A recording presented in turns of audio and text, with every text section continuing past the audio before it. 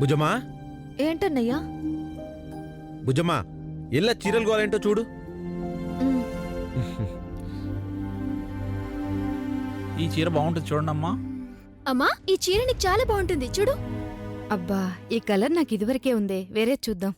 ఇదమ్మా ఇది చూడండి. అక్క, అక్కడే నిలబడ్డావేంటక్క? రా, చీరలు చాలా బాగున్నాయి.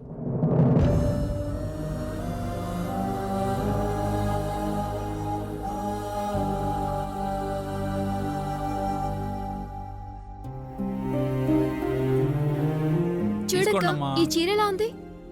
ఎంగేజ్మెంట్ కి చూడమ్మా, ఈ చీర బాగుంది. బాగుంటుంది కదా? దానికన్నా ఇది చాలా బాగుంది. లేదు లేదే, ఇదే చాలా బాగుంది. నువ్వు చెప్పక్క, ఈ రెండిట్లో ఏది బాగుంది?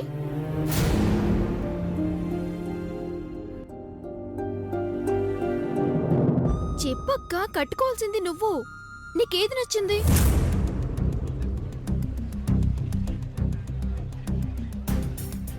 అడుగుతుంది నిన్నేనే, ఎందుకలా మొహంలా పెట్టి కూర్చున్నావు? ఏంటక్క మౌనంగా ఉన్నావు?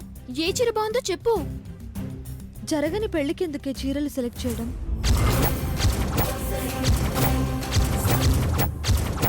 ఏంటి భుజమ్మా అలా అన్నావు? పెళ్ళెందుకు జరగదు? మాట్లాడవేంటమ్మా? నువ్వు మాట్లాడేది నీ పెళ్లి గురించేనా? మౌనంగా ఉన్నావేంటి? మాట్లాడో. ఏంటన్నయ్యా నువ్వు ప్రతిదానికి ఆవేశపడతావు? అక్క చెప్తుంది నా పెళ్లి గురించి. నీ పెళ్లి గురించా? ఇప్పుడు దాని గురించి ఎందుకు వచ్చింది? ఏ రాకూడదా? అక్క పెళ్ళవగానే నా పెళ్ళే కదా. దానికి ఇంకా చాలా టైం ఉందిలే గాని పిచ్చి పిచ్చి ఆలోచనలు మానేసి రేపేం చేయాలో చూడండి. రేపే ఉందిరా. ఏముందంటావేంటి నాయనమ్మా? మన ఇంటి ఆచార ప్రకారం ఇంటల్లుడికి గుళ్ళో పట్టు వస్త్రాలు పెట్టి పట్టు పంచతో తలపాకు చుట్టాలి కదా. అది రేపేనన్నయ్యా? రేపే కదమ్మా. అంటే పెళ్లి దగ్గర పడినట్టే కదా? మరన్నీ చక్కదిద్దుకోవాలి కదా. బయట పనులు నాకు వదిలేచిన్నమ్మా, ఇంటి పనులు నువ్వు చూసుకో చాలు. నువ్వు ఉన్నాక నాకెందుకయ్యా భయం? మరి ఇంకే, ఇక చూడు బుజ్జమ్మ పెళ్లి ఎలా జరిపిస్తానో. ఊరంతా ఆ పెళ్లి గురించి కొన్ని ఏళ్ల తరబడి మాట్లాడుకుంటారు. అంటే అక్క పెళ్లి చేసినంత ఆర్భాటంగా నా పెళ్లి చేయవా? నీక పెళ్లి పిచ్చేంటే ముందా చదువు కాని. హలో, నువ్వు నాకు నచ్చిన వాడికి ఇచ్చి చేయకపోతే మాత్రం బాగోదు, ఇప్పుడే చెప్తున్నా.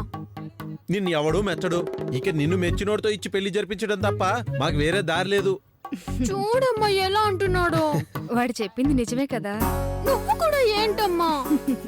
చిన్నమ్మా, నేను పొలం వరకు వెళ్ళొస్తాను. నారాయణ బాబు. వాళ్ళకి నచ్చిన ఇచ్చి సాయంత్రం కనబడు. అలాగే బాబు. చూసావుగా, వాడు నీ పెళ్లి గురించి ఎన్ని ఊహించుకుంటున్నాడో. ఏమాత్రం తేడా జరిగినా వాడి ఉగ్ర స్వరూపం చూస్తావు. జాగ్రత్త.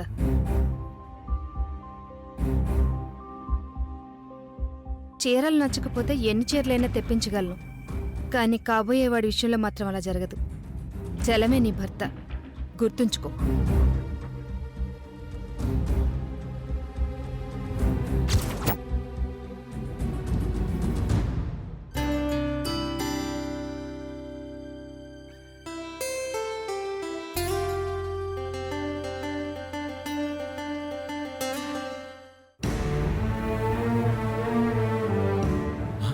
రేవతిందబ్బా ఇంత డల్గా వస్తూ ఉంటది? మళ్ళీ ఏమై ఉంటది?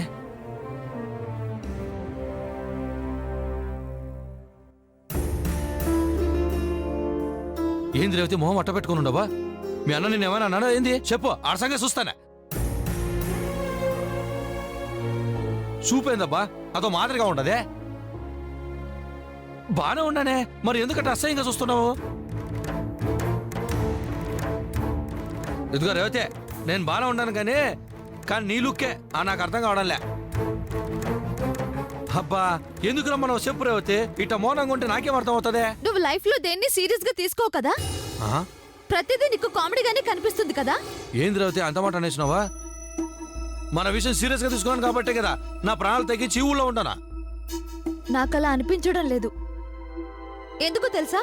నా మనసులో ఉన్న బాధని నువ్వు అర్థం చేసుకోలేకపోతున్నావు కాబట్టి.